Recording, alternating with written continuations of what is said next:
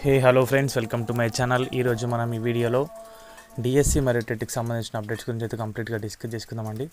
So video end వరకు అయితే చూడండి గైస్. కంప్లీట్గా ఇన్ఫర్మేషన్ అయితే ఏదైతే ఉందో మీకైతే అర్థం అవడానికి ఎక్కువ అవకాశాలు అయితే ఉంటాయి. సో మ్యాటర్లోకి వస్తే కనుక టెట్కి సంబంధించి కోర్ట్ కేస్ హియరింగ్ గురించి మనమైతే ముందుగా మాట్లాడుకుందాం.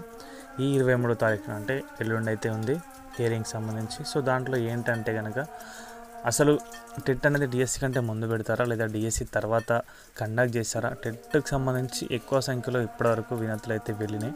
విద్యాశాఖ మంత్రి గారికి అయినా చాలా రోజుల నుంచి అభ్యర్థులు డిఎస్సి నోటిఫికేషన్ రాకముందు చాలా రోజుల నుంచి కూడా ప్రయత్నం అయితే చేశారు. సో టెట్ అనేది ఇవ్వాలి అని చెప్పేసి. బట్ ప్రభుత్వం అయితే దానిపైన ఎలాంటి స్పందన అయితే ఇవ్వలేదు. ఓన్లీ డిఎస్సి నోటిఫికేషన్ మాత్రమే రిలీజ్ అయితే చేశారు. అభ్యర్థులు ఏంటంటే మాకు 2024లో టెట్లో మాకు న్యాయం అయితే జరగలేదు, నార్మలైజేషన్ విధానం వల్ల ఫెయిల్యూర్ అనేది వచ్చింది కాబట్టి మేము ఫెయిల్ అయినాం, అంటే కట్ ఆఫ్ రీచ్ కాలేకపోయినాం. సో మాకు ఇంకొక అవకాశం ఇవ్వాలని చెప్పేసి కోరారు. సో అలా అయితే ప్రభుత్వం అయితే చేయలేదు. ఓన్లీ డిఎస్సి నోటిఫికేషన్ రిలీజ్ చేశారు. లేదా టెట్ టీఆర్టీ తీసుకురమ్మని కూడా అభ్యర్థులు అయితే కోరారు. బట్ ప్రభుత్వం ఓన్లీ డిఎస్సి నోటిఫికేషన్ తీసుకొచ్చింది. సో దాని పట్ల కోర్ట్ హియరింగ్ అయితే ఉంది. మరి అది కంప్లీట్ అయిపోయిన తర్వాత మాత్రమే మనకైతే ఇన్ఫర్మేషన్ అనేది తెలుస్తుంది. ముందుగా ఎవరు కూడా ఏం చెప్పలేము, ఎందుకంటే అక్కడ ఏం జరుగుతుందో కూడా ఎవరికి తెలియదు. అండ్ అదేవిధంగా డిఎస్సి గురించి మాట్లాడుకుంటే కనుక ఇప్పుడు డిఎస్సిలో కూడా నార్మలైజేషన్ విధానం అయితే ఉంది.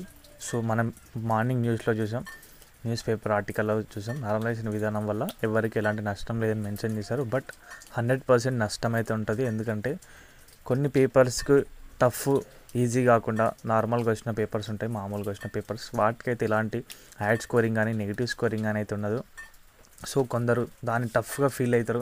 అప్పుడు నార్మలైజేషన్లో మార్క్స్ కోసం ఎక్స్పెక్ట్ చేస్తారు. బట్ కొన్నిసార్లు కాదు. అలా చాలా విధానాలు అయితే నార్మలైజేషన్ వల్ల అయితే నష్టాలు అయితే ఉంటాయి గైస్. మరి చూద్దాం, ఇంకా సమయం అయితే 15 రోజులు అవుతుంది. ఇది దీనికి సంబంధించిన అప్డేట్ అయితే. వీడియో నచ్చితే వీడియోకి అయితే ఒక లైక్ చేయండి. మన ఛానల్కి ఎవరైనా కొత్తగా వచ్చుంటే సబ్స్క్రైబ్ అయితే చేసుకోండి. థ్యాంక్స్ ఫర్ వాచింగ్ అందరికీ. బాయ్.